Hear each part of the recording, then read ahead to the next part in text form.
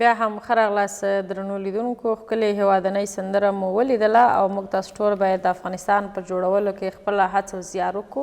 کله چې وایو افغانستان جوړوو او دغه هوډ راسره وي نو مهمه دا ده چې راکړه ورکړه هم په افغانیو باندې ترسره کړو، ځکه افغانۍ زموږ ملي هویت دی او د خپل ملي هویت د ساتلو لپاره نو لازمي ده چې موږ تاسو ټول باید لاس په کار شو او هڅه وکړو چې راکړه ورکړه په خپل ملي هویت باندې ترسره کړو. هم به مو خپل ملي هویت ساتلی وي، هم به مو خپل اقتصاد ته ګټه رسولې. همدې موضوع باندې بس خبرې کوو چې افغانیو د ترویج په تړاو تیرو حکومتونو څه تجربې لرلې، کوم لارو چارو نه یې ګټه اخیسته تر څو په هېواد کې په ځانګړي ډول په ننګرهار کې افغانۍ دود وي، ترویج وي او هیچا په نورو کرنسیو باندې یو څه نه اخیسته نه یې خرڅول. دا چې څه ډول یې دغه کړنې ترسره کولې، څه ډول دغه حکومتونه بریالي وو، په دې موضوع به باسو خبرې کوو. تاسو سره هم که نظر یې پوښتنې کولی شئ خپرونه کې اړیکه ونیسئ، خاص ډول هغه څوک چې عمرونه یې لږ ډېر وي او د پخوانیو حکومتونو قصې ورسره کولی شي اړیکه ونیسي، خپلې تجربې له موږ سره شریکه کړي چې د دې په وخت کې حکومتونو څه کول یا په هغې وخت کې خلکو څه کول تر څو افغانۍ په ټول هېواد کې چې وي د خلکو افغانۍ نه ګټه اخیستله، نه د بهرنیو اسعارو نه. نو ما سره دوه قدرمن میلمانه دي. شفیق الله میملوال صاحب دا نو د ننګرهار ژورنالستانو شورا مشر هم دی او تر څنګ یې دا نو ډېر عمر خاوند دی او د ډېرو حکومتونه لیدلي دي، په عامه اصطلاح تجربه کړي دي. نو ده سره به ډېرې قصې هغه به ورسره بحث خبرې کوو. تر څنګ ځوان هم را سره دی، طارق عزیز صاحب، او دا نو ځوان فعال دی او د سره به خبرې کوو چې هغه کیسې هغه تجربې چې موږ سره میملوال صاحب شریکوي اوس پکې ځوانان څه کولی شي. ستړي مه شئ، سهار مو په خیر. اول پوښتنه به م زه وکړم، بیا به خاکسار صاحب پوښتنې کوي. میملوال صاحب تاسو خو ماشاءالله عمر موږ نه ډېر دی، هغې وخت نه قصې کوه کې چې مثلا نورو حکومتونو څه کول تر څو په ټول هېواد کې افغانۍ رواج وي، هر چا راکړه ورکړه په افغانۍ ترسره کوله. بسم الله الرحمن الرحیم. زه د شرق تلویزیون همکارانو او ټول لیدونکو ته سلامونه وایم. وعلیکم السلام. د سلام نه وروسته چې په تېرو حکومتونو کې زموږ په وخت کې تقریبا د داود خان وخت و، نو کلدار یې بیخي په افغانستان کې وی نه. او یعنې د داود خان په وخت کې په ننګرهار کې هېڅ کلداره نه وه. که چا سره به داود خان د عمل کړی وي، که چا سره کلداره ونیول شي باید هغه سړی بندي شي او محاکمه شي. او کومه ترانزیت خو هغې وخت کې مو و خو کم و، نو ډریوران به یا د مال خاوندان به ترانزیت مالونه به یې چولل، نو هغوی به یا پېښور کې په چوکیاتګار کې یا په تورخم کې، نو که دې خوا نه به ته کلداره به اخیستې، که خوا نه به تله افغانۍ به اخیستلې، نو افغانۍ دې خوا ته کلدار نه راوړلې. نو هغې وخت کې د خلکو اقتصاد هم څه ناڅه ښه و، ځکه چې داود وخت کې خلکو سرکه شوی و. نو دلته راکړه ورکړه ټوله په افغانۍ باندې وه، کلداره هېڅ نه شي منلله، ځکه کلدار د افغانانو یو هویت دی. نو چې خپله افغانۍ وي نو کلدار یا بهرني اسعارو حاجت نشته دی. بیرغ وطن کې ما خپله کرنسي وچلول. مثلا دا د خلکو په عامه پوهاوي دا خبره وکړه نه چې د دولت د خوا نه هم جدي پرېکړه تاسو ویل چې محکمه هم کېدله، اتن په قانون کې خو دې دپاره داسې سزا نشته ده چې دا د ځکه اثار دي. موږ او تاسو هم ځینې هېوادونو ته سفرونه کوو، هلته دا چې خپله کرنسۍ چلیږي، خو داسې مطلق بندیز و که نه دا په قانون کې هم څه جواز یې و دې دپاره؟ قانون کې خو د پیسو لپاره کوم هغه نشته چې څوک ونیول شي یا په محاکمه شي، خو دا په هغې وخت کې د داود خان یو امر و، یو فشار و چې کلدار باید څوک چا سره ونه لیدل شي. او هغه اثار خو چې دي دا بینالمللي هغه هم لري، ځکه چې پر وطن کې ما خپله هغه چلول کېږي، خو کوم ځای کې بیا چې بل وطن ته لاړ شي نو به خپلې پیسې ورکوي، د هغوی پیسې اخلي، تبادله کېږي. په نن سبا کې د افغانیو تبادله چې ده په خارج کې نشته دی، ځکه څو کاله مخکې زه مولې ته تللی وم، نو د موږ سره افغانۍ وې، خو موږ چې په مدینه منوره کې افغانۍ ورکولې موږ ته ریال نه راکول، وایي تاسو کلدار یا ډالر راکوئ. نورو حکومتونو به هم تاسو تجربه کړې میملوال صاحب، نورو حکومتونو یا مشرانو څه ډول لاره غوره کړې وه تر څو په هېواد کې افغانۍ راویج همدا خلکو راکړه ورکړه په افغانۍ ترسره کوله؟ څه یې کول مثلا؟ اصل خبره دا وه چې پخوا خو تجارت شي و، دومره زیات نه و لکه اوس زیات شوی دی خو کوم تجاران به چې په بهرني اسعارو باندې مال واخیستلو نو هغه به دلته په افغاني باندې کل په افغاني خرڅولو دا د خلکو د هېوادوالو ته احساس و اوس موږ وینو چې بعضو خلکو ته احساس نشته دی ځکه یو د احساس خبره ده او بل دا خبره هم ده چې دلته موږ سره پاکستان سرحد لري نو د هغې نه چې تجاران مال راوړي په کلدار راوړي او دلته په کلدارو بېرته خرڅوي نو عوامو ته یو څه تاوان رسېږي چې اشتیا خو به سړی وکړي ځکه چې په کلدارو باندې یو شی په 10 روپۍ وي نو بعضې په افغاني په 10 روپۍ په خرڅوي یا په 15 په خرڅوي که شاوالۍ دې ته یو نرخ وټاکي نرخنامې ورکړي او بیا تعقیب کړي چې تعقیب یې نه کړي همدغسې به وي چلېږي حکومت باید هغې وخت کې چې مثلا تاسو د داود خان د حکومت یادونه وکړه یا نور حکومتونه به هم تاسو تجربه کړي لیدلي به هلته ښاروالۍ نرخونه څه ډول مثلا د خلکو اقتصاد څه ډول تجارانو مثلا څه کول ځکه تجارت خو پخوا نه که اوس ډېر شوی دی نو پخوا هم تجارت و ځکه پرته له افغانستان خو داسې هېڅ نړۍ کې هېڅ داسې هېواد نشته چې هغه د تجارت ترسره نه کړي یا د یو څه راوارد نه کړي یا د صادر نه کړي نو هلته تجارانو څه کول مثلا عامو خلکو څه کول حکومت څه کول چې افغانۍ رایجوي په ټول هېواد کې حکومت خو دا کول چې ښاروالۍ نرخنامې ورکړې وي هغې تعقیبولې که چا به هغې وخت کې خو دا پیسې روپۍ 15 روپۍ 10 روپۍ غیران به ورته ویلې 50 پوله شانده پوله 25 پوله نو که چا به یو 25 پوله جګ خرڅ کړم دا به جریمه کولو د خلکو سره ویره وه چې ښاروالۍ ګرځېږي یو خبره بله هم وه مملوال صاحب د اوس وخت کې که موږ وګورو یوازې کلداره نه دلته نور بهرني اسعار هم ډېر خاصتا ډالر ډېر استعمالیږي په افغانستان کې ځکه زیات راکړه ورکړه او زه ډېر مسایلو کې ډالر پورته کېږي او ښکته کېږي هغه وخت کې هم دغسې نور بهرني اسعارو کې یوازې کلدار مخنیوي په افغاني یاره بهرني اسعار هم و ځکه تجارت خو اکثر په ډالر باندې و خو ډالر هم چا جب کې نه ګرځول اما تجارانو سره به و هغوی مال پې خریداري کول بهانه مې برابردولو خو دلته چې ور راکړه ورکړه ټوله په افغانیو باندې وه ځکه اوس چې کابل ته لاړ شي یا جلال ته لاړ شي کورونه هم په ډالرو باندې په کرایې دي مالونه هم په ډالر باندې خرڅېږي او معاشونه هم په ډالرو باندې دي اوس ډالر ډېر زیات شوي دي خو بیا ډالر دا دی چې بین المللي هغه لري پشتوانه لري او چرخ نه لري خو دا سرحدي ولایت چې دي نو دلته موږ سره پاکستان نږدې دی نو دا کلداره خو هغه وخت کې دلته ډېر رواج شوله کله چې دا د مهاجرت نه خلک بېرته راستانه شوه ځکه چې موږ پیدېږي چې موږ مهاجر شولو هم چې دا خلک به تله دې خوا به یې کلدار نه راوړلې هلته به یې افغانۍ کولې او دې خوا به یې کلداري کولې خو چې خلک د هجرت نه بېرته راستانه شوه نو پاکستان هم سرحد خلاص کړل نو څه خوراکي توکي یا نور توکي چې هغه ډېر افغانستان ته راغله نو په کلدارو باندې به خلک اخیسته په کلدارو به یې خرڅول هماغه چې کلدار رواج شو څه اوس پر کلدار چلېږي خو بدبختانه چې مخنیوي پالحت شوي دي خو داسې لازم اقدام نه شوی لازم هڅې نه شوی چې دې مخنیوی وشي خو په همدې به هم بس خبرې کوو مینوال صاحب له تاسو سره او عزیز صاحب هم راسره دی دې سره به هم بس خبرې کوو خو اوس به خالد خوږیاڼی وغږوو خوږیاڼی صاحب ستړی مه شئ سهار دې په خیر مننه کور ودان ملالې میوند خورکۍ تا ته سلام وړاندې کوم استاد همکار ته استاد ګران خدمت او بیا د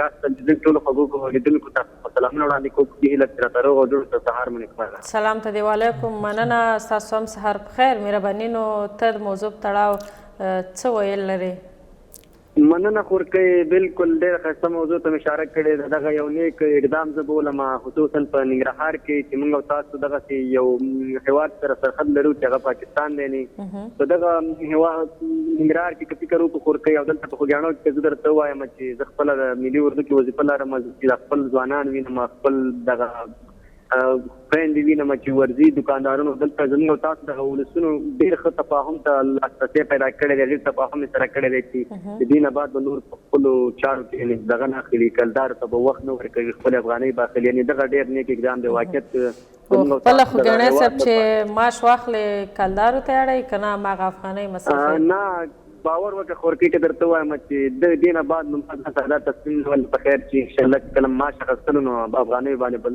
هغه کوو راکړه ورکړه ځکه دغه زموږ ملي هویت دی او په تېر کې هم دغسې کارونه شوي دي. خدای دې وکړي چې دغه کار نور عملي جامه خپله کړي ځکه دغه نور ولایتونو ته خورکۍ کلاک دغه شمالي ولایتونو ته باور وکړه هلته کالدار یې چاته راوباسي جب نه باور وکړه څو څپړې دې کش کوي که نه خو متاسفانه به چې ته وایم چې ننګرهار کې او دغه ولایتونو کې بیا دې وکړي چې دې نه بعد نور دغه چارې نو تاسو ونه وینو د هر افغان په لاس کې نور افغانۍ وګورو. بالکل همداسې ده. ډېره زیاته مننه خو ګنی صاحب چې خپرونه کې د اړیکه مېلمنه یوه پوښتنه لرم. مهرباني.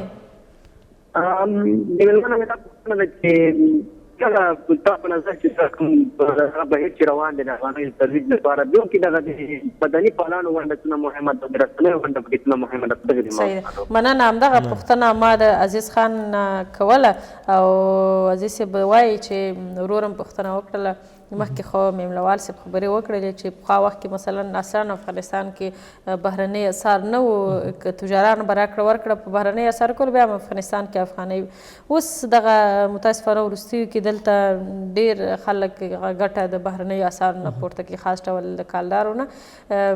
دا اوس چې کوم هڅه روانه شوې په دې کې د ځوانانو رول د مدني ټولنو رول د رسنیو رول دا څومره مهم دی ستاسو له نظره؟ په لومړي سر کې تا ته او د انعکاس راډیو ټلویزیون ټولو قدرمنو لیدونکو اورېدونکو ته سلامونه وړاندې کوو. په دې هیله چې ټولو یو روڼ سهار پیل کړی وي لکه څنګه چې ټولو ته بهتره معلومه ده چې یو ځوانان د ټولنې د ملا د تیر حیثیت لري. ځوان په افغانیو د ترویج کې مهم رول لري. هغه په دې معنی چې یوازې حکومت ته موږ باید ځینې کارونه پرې نه ږدو. ځوانان او ځینې مدني فعالان باید په دې کې پوره برخه واخلي چې د دوی په رواجولو کې ورسره مثلا څنګه برخه په همدغه کې لږ تشریح چې ځوانان څنګه برخه باید واخلي مدني فعالان. مخکې ګنی صاحب ډېره ښه خبره وکړه چې پخوا د به خپله معاش په کالداري کوو خو اوس ویلې چې زما هوډ دا دی چې دې نه وروسته زه په افغانیو معاش اخلم راکړه ورکړه به هم په افغانیو کوم مثلا دغسې څه ډول یعنې هغه په دې معنی مثلا موږ تاسې باید د تړاو باندې باید مختلف سره ځوانان سره راټول شو غونډې وکړو سره حکومت ته باید ځینې طرحې ورکړو ځوانان چې دغه لارو چارو نه باید تاسې کار واخلئ. ځوانان باید سره په خپلو کې همغږي شي سره کښېني ناستې باید سره ولري غونډې ولري سره تر څنګ کې ځینې نور لارې چارې چې مثلا دوی باید ځینې رسنۍ باید لارې مثلا د هغوی سره باید په دې برخه کې ځینې موضوعات ورسره شریک کړي ورسره نږدې ورسره کښېني په دې باندې باید ځینې راپورونه جوړ شي او تر څنګ سوشل میډیا کې باید دې لپاره نور کار وشي چې مثلا ځوانان او افغان حکومت دې ته وهڅول شي لکه څنګه چې ملوال صاحب ورته وختي اشاره وکړه چې داود خان په وخت کې هلته جدي قاطع امر ورته همدغسې ځوانانو ته پکار دی چې د حکومت تر شا کلک ودرېږي. یو مسله ده عزیز صاحب چې مثلا موږ ډېر داسې څوک لیدلي سوشل میډیا کې کښېني پوسټ وکړي چې افغانۍ زما ملي هویت دی. پرون یو چا یو خاطره هم شریکه کړې وه چې یو څوک مې وایي څنګ کې ناست دی پوسټ یې وکړ چې افغانۍ زموږ ملي هویت دی او خپل ملي هویت باید وساتو. مګر چې له موټره ښکته کېده ډریور ته یې کرایه کالدارې ورکړلې له جیب نه یې راوویستلې او کالدارې ورته ورکړه هغه بېرته کالدارې ورکړې. څه ډول مبارزه دلته باید وشي؟ موږ دلته غونډې هم ډېرې کېږي مخکې هم ترسره شوي اوس هم کېږي. مثلا هر څوک وایي چې مبارزه کوو خپله عمل دغه ځوانان مهمه نه ده چې دوی خپله باید راکړه ورکړه په افغانیو کې؟ ولې نه هغه ځوانان چې مثلا په دولتي ادارو کې مامورین دي هغوی باید لومړی له خپله ځان اصلاح شروع کړي.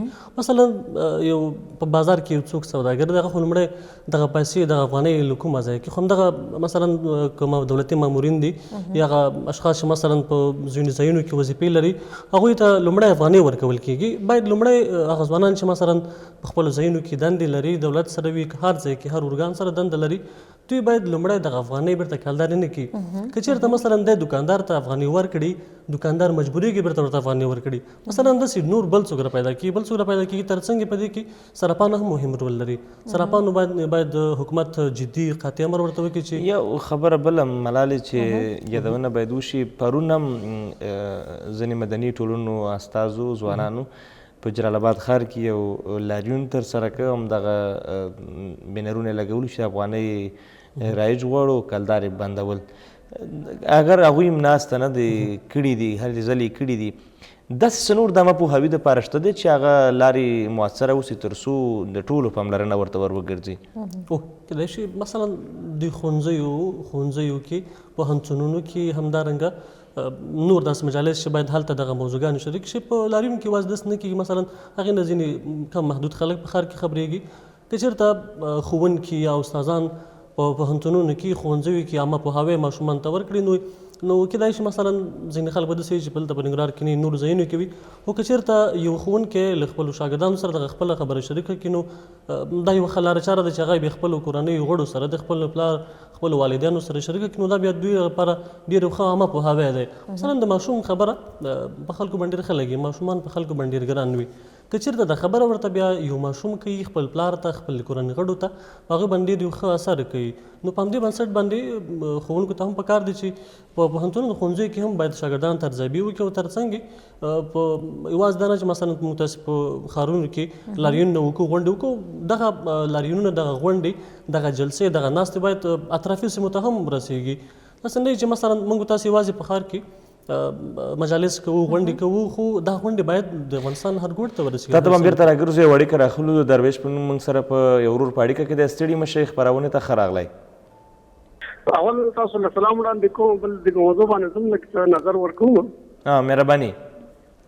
زه د برق صنعتي کې کارخانه کې کار کوم. موږ له تنخواګانې دو کالدارې راکوي، نو چې دوی موږ له تنخواګانې افغاني زموږ ضرور خبره ده چې افغاني به استعمالوو، نو باید دوی په دې شرکتونو والا باندې غږ کړي چې تاسو تنخواګانې د مزدورانو ته افغانۍ کوي. بالکل. یو خبره دا ده چې خصوصي سکتور به دا ستاسې خبره مني، ځکه که چېرته موږ افغانۍ ټول رایج شي، نو هغوی مجبوره دي چې افغانۍ ورکړي او افغانۍ والي.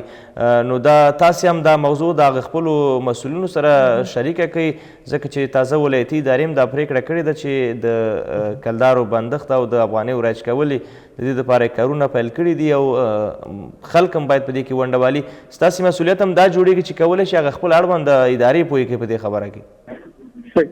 صحیح بالکل. دا چې موږ ته هغه افغاني کې او بل تیل پمپونو ولا په افغاني باندې تیل ورکړي، نو ان شاء الله ډېره ونډه دې کې ډېره مرسته وکړي په افغاني کې. ډېره زیاته مننه درویش صاحب له تاسو چې خپرونه کې مو اړیکه ونیوله. واقعا دا برخه ډېره زیاته مهمه ده چې خصوصي سکتور باید افغانۍ شي. کله چې خصوصي سکتور زموږ هغه د دولتي نه خصوصي سکتور ډېر پراخ دی، ځکه زموږ مملوال صاحب د تجارانو یادونه کوي، یا مثلا د نورو، دا ټول خصوصي سکتور دی. په هغې وخت کې په نورو کلونو کې په نورو حکومتونو کې خصوصي سکتور هم همدغسې افغانۍ دغه کولې که نه؟ هلته حالت څه ډول و؟ خصوصي سکتور خو ډېر مهم رول لري، د پخوا نه رول لري، ځکه چې خصوصي سکتور دا کولی شي چې په دې اوس وخت کې دا کولی شي چې خپله د اسنافو دلته ټولنه شته دی، دا باید هغه ته خپلو دکاندارانو ټول کړي، دا خپله صنفونه ټول کړي، دوی ته وایي چې تاسو افغانۍ رواج کوئ، افغانۍ باید تاسو واخلئ په کلداره.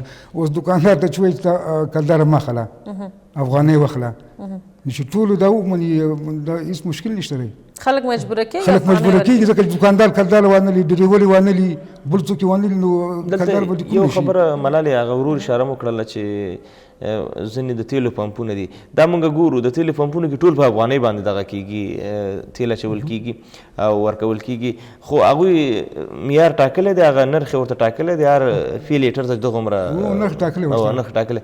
نو دا چې ته ورته کلدار ورکړې دا خو ستا ګناه ده، فهم والا خو نه ده، مجبور یې درته کلدار یې درکړي. نو زموږ په هغوی هم خلکو غږ دی چې دغه چار دی هغوی هم داسې کړي چې افغانۍ دې ورکړي، تر څو راکړه ورکړه په دې باندې عامه شي. مملوال صاحب خبره اوس وخت کې دغه تېر دا کیسې وکړلې، زمونې وکړلې، څومره نور عامه پوهاوی په دې برخه کې ضروري دی، او ستاسې په اند څه کول پکار دي چې افغانۍ رایج شي؟ زما په ان خو باید دا اول حکومت خصوصي سکتور ته لارښوونه وکړي چې تاسو خپل اسناف ټول کړئ، صنفونه ټول کړئ، او هغو ته په جدي د هغو نه غوښتنه وکړي چې افغانۍ راکړه ورکړه په افغانۍ باندې وکړي. او بل حکومت ته دا دی چې حکومت امنیتي ارګانونه هغه کې دا تعقیب کړي بیرته، چې تعقیب نشي دا نه کېږي. یعنی جدیت مهم دی، جدیت مهم دی، جدیت نه چې کا ونه کړي، په اوس کمپاین وکړي، بازار کې وګرځېږي، یا چېرته غونډه وکړي، خو خلکو سره غوږ رسېږي، او چې کمپاین ونه کړي، حکومت جدي هغه ونه کړي، اوس عادي منشور وړي، ورته دا ستا ډله ډریور ته دې ووایه چې د افغانیو نه به ته کلدار به نه اخلې، افغانۍ به رواجوې. هغه مجبور چې واخلي خو دلته وروسته څوک پوښتنه نه کوي هوایي خبر وکړي او هوایي تېره یوازې شي شعار عمل نه شعار وي ترسره کېږي. اوس په خوست کې دا ښه خبر ده خوست کې دا اوس کمپاین پیل شوی دی 4 دروازې ورته جوړې کړي دي هلته سراپان کې نیولي څوک چې راځي چا سره چې کلداري ورته افغاني کوي بیا ښار ته راځي.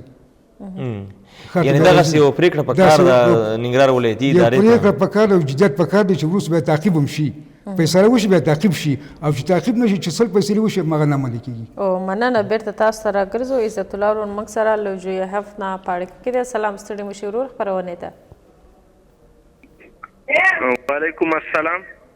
ښه راغلې خپرونې ته. مهرباني موضوع خو به دې اورېدلې. راځه ته څه نظر لرې پوښتنه لرې مهرباني. مننه خیر چې تاسو خاص دی. بیخي د الله فضل دی. نو پوښتنه نظر لرې؟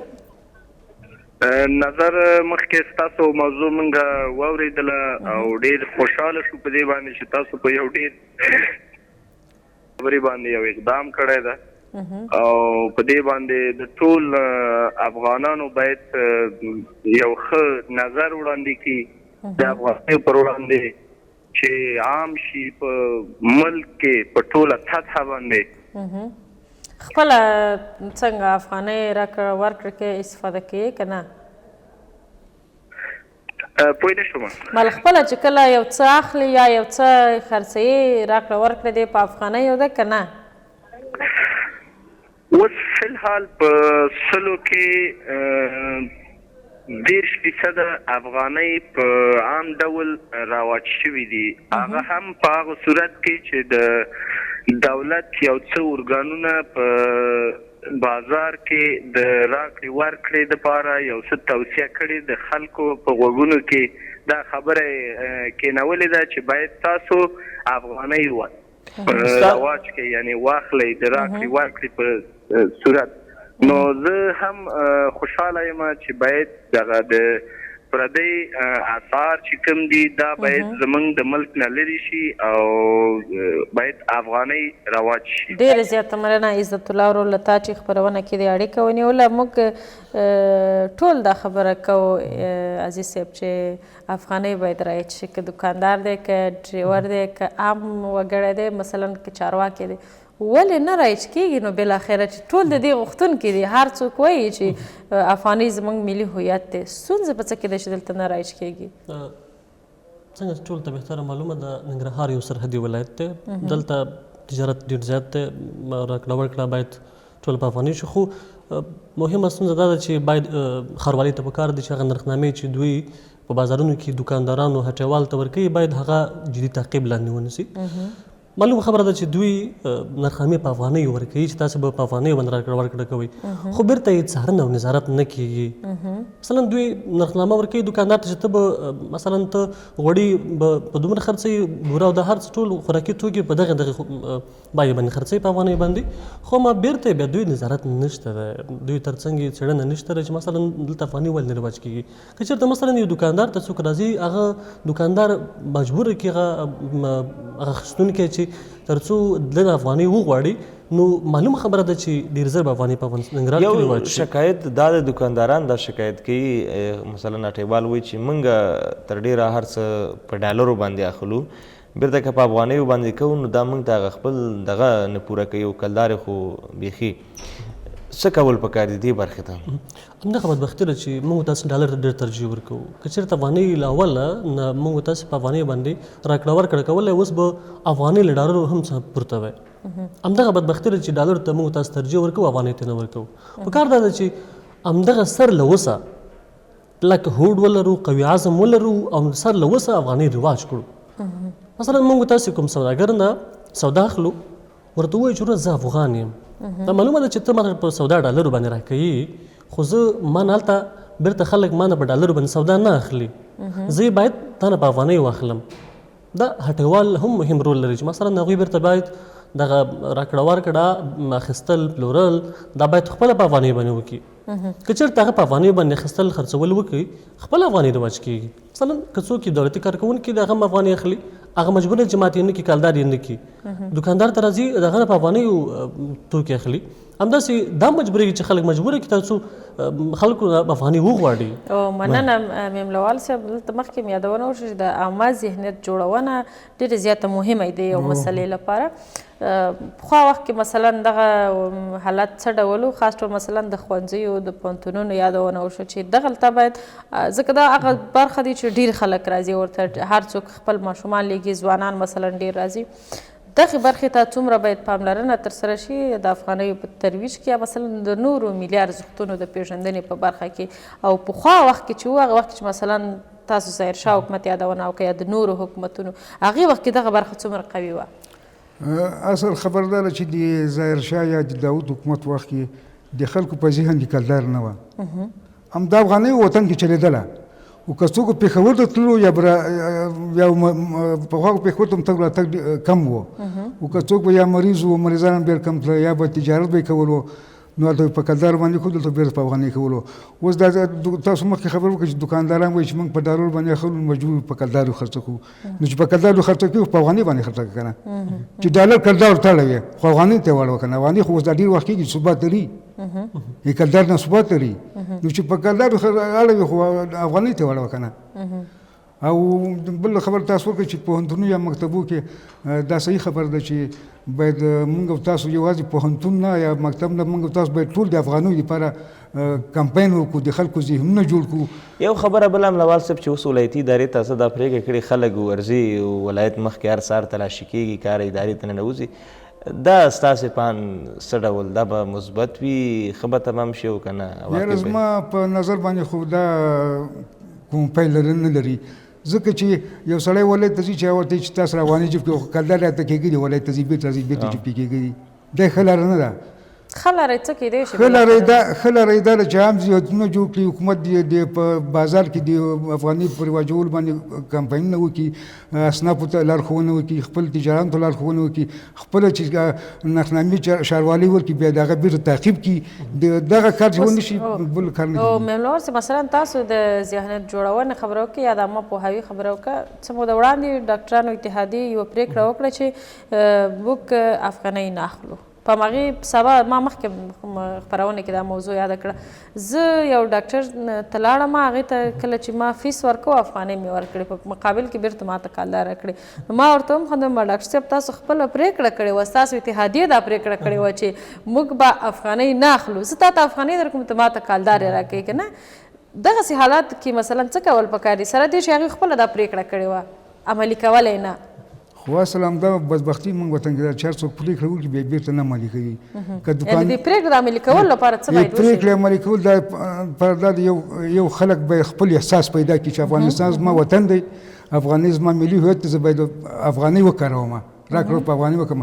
اصل دا د خپل د هېواد سره مینه نه لري. ځکه اوس یو ډاکټر د 300 روپۍ فیس اخلي، افغانۍ اخلي، او په مقابل کې 600 کلدارې اخلي. هلکه 600 کلدارې مه اخلي، 300 افغانۍ ولې دې ګټم نه. دا د وطن هغه د اقتصادي خلکو سره کېږي، ولې کلدارې اخلي؟ دوکان ډریور ته چې افغانۍ ورکړي، وایي ما سره خو نور افغانۍ نشته، بیا باقي تا ته کلدار درکوي. هلکه په افغانۍ نو په کار همدا ده چې تم ترې نه کلدارې وانهلې، بیرته یې ورته ورکړي چې ما ته افغانۍ راکړي، هغه وایي ما سره مجبوره به شي. هغه وایي ما سره، خو اصل ما خو درته ویلي چې حکومت د جدیت نه کار وانهلي، دا کار نه کېږي. یعنې تیر کې هم تجربه شوي دي، ځینې پرېکړې شوي دي د ولایتي ادارې د خوا نه، ځینې ادارو د خوا نه چې موږ به افغانۍ رایج کوو، خو ولې مثبت نه دي تمام شوي؟ مثبت نه دي تمام شوي. دا ځل دغې پرېکړې ته څومره خوښ یاستئ او څه به وشي ورسره؟ دا ستاسې په نظر یا دا ځل خو لږ خوشبیني ورته شته دی، ځکه چې خوست کې هم دغه کمپاین پیل شوی، همداسې هغه شوی دی. په ننګرهار کې هم دا شی اوس داسې موږ واورېده چې 4 دروازو کې به دوی تلاشي کوي او هلته به صرافان کېنوي. دا یو ښه کار دی. خو د هغې سره هم باید موږ خپل ځان سره فکر وکړو چې هر څوک د ننګرهار کې موږ ننګرهاریان یو، د افغانستان خلک یو. افغانۍ خیر دی که دې کې یو 5 روپۍ تاوان وي، موږ تاوان ځان باندې ومنو. مننه عزیز خان صاحب، تاسو څه ویل لرئ؟ مثلا څه پیغام لري حکومتي چارواکو ته، ځوانانو ته په عامه کې هغه ټولو خلکو ته چې مثلا راکړه ورکړه ترسره کوي؟ زما ټولو افغانانو ته او خاص کر به چارواکو ته دغه پیغام دی چې دوی مخکې هم دغه اقدام ترسره کړی و چې باید ټول چالو چلن باید پر افغانیو شي. دا ځل هم اقدام کړی د کور ودان، خو باید دا ځل دا اقدام باید جدي وي، باید په دې پرېکړه باندې پوره حاکمیت ولري او کلک پې ودرېږي که باید دوی نقدي جریمې وټاکي او باید دوی هغه اشخاص دوی باید ځینې ټیمونه وټاکي چې ځینې نرخنامو دوکاندارانو هټیوال ته دوی ورکړي دي هغه نرخنامو باندې باید دوی پوره څار وکړي تر څنګ نقدي جریمې وټاکي په پوهنتونونو ښوونځیو کې عامه پوهاوی خلکو ته ورکړي او ذهن جوړونه باید دوی وکړي تر څنګ ځوانانو ته مهمه ده چې دولت سره تر شا یې کلک ودرېږي او د هغوی د ذهن جوړونې او عامه پوهاوي برخه کې ورسره پوره همکار شي او تر څو افغانستان په ټول افغانستان کې افغانۍ رواج پیدا کړي او یو نړیواله پیسه ترې جوړه شي په دې هیله چې انشاءالله افغانستان کې به دغه پیسه رواج کیږي او په همدې هیله یو.